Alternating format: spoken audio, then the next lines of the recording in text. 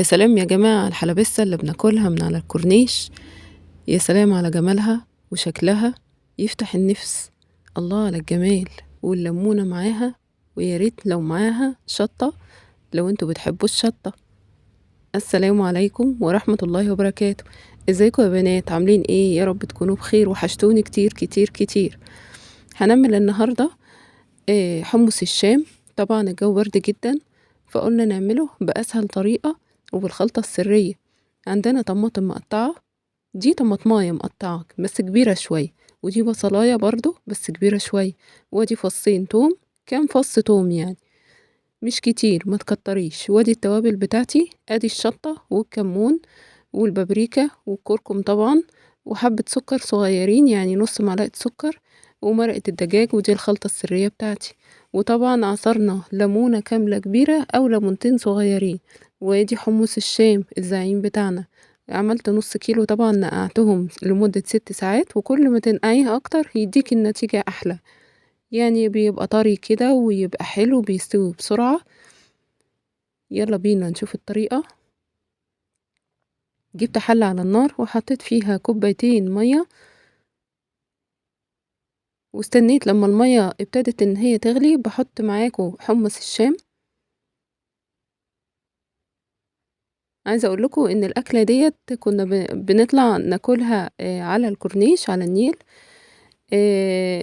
عملتها لاولادي هنا، عجبتهم كتير. بحط قشر الليمون مش برميه، بيديه لحمص الشام مزازة وبيديله طعم احلى. وبحط السكر، وبحط السكر بيزود طبعا من نسبة التسوية، يعني بيخليها تستوي بسرعة. بتستوي في 10 دقايق بالظبط يا جماعة، ما بتاخدش اي وقت. وبحط شوية ملح صغيرين. عندي الكبة، دي الخلطة السرية، بخلط كله على بعضه.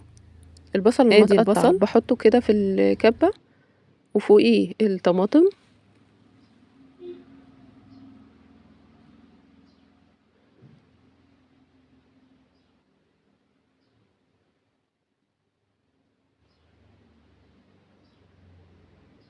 وفوقيه التوم، بسم الله، وفوقيه التوابل بتاعتي.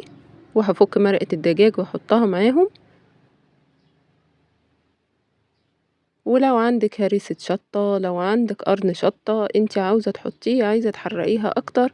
انا حطيت نص معلقة شطة، بالنسبة لي انا كفاية كده. لكن انتي لو بتحبيها سبايسي اكتر تقدري تخليها وتتحكمي فيها زي ما انتي عايزة. ببتدي احطه. طبعا الكركم دوت اساسي عندي في اي اكل، بيزود من المناعة وبيزود من القيمة الغذائية بتاعة الاكل وبيديله طعم حلو.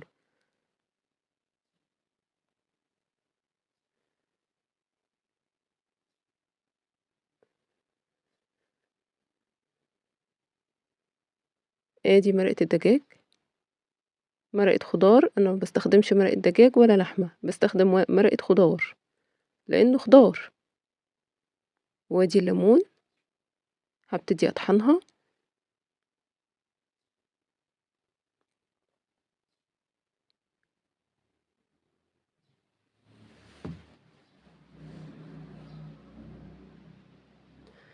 كده وصلنا لمرحلة التسوية. ببتدي اشيل الريم دوت اول باول، علشان ما يكتلش كده في الجناب ويبقى شكله مسود ومش حلو. وبعدين المية ما تبقاش مسودة، لازم تبقى فاتحة زي ما انتوا شايفين. وحطيت حتة طماطماية مع الليمون.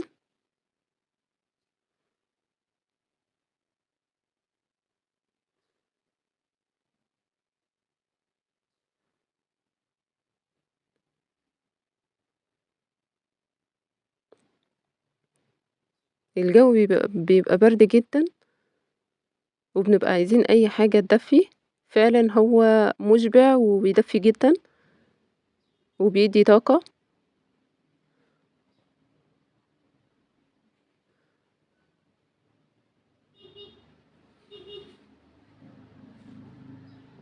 بحط الخلطة بتاعتي.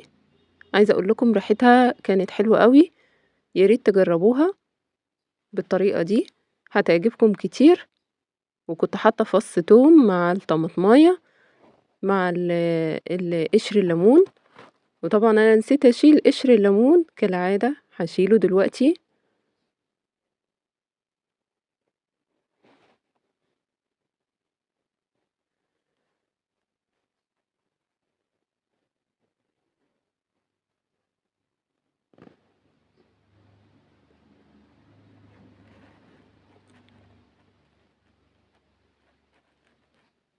ببتدي اقلب كده كل المكونات مع بعض. ممكن تعملي خلطة شطة ودقة، لكن هي بصراحة مش مستاهلة يعني.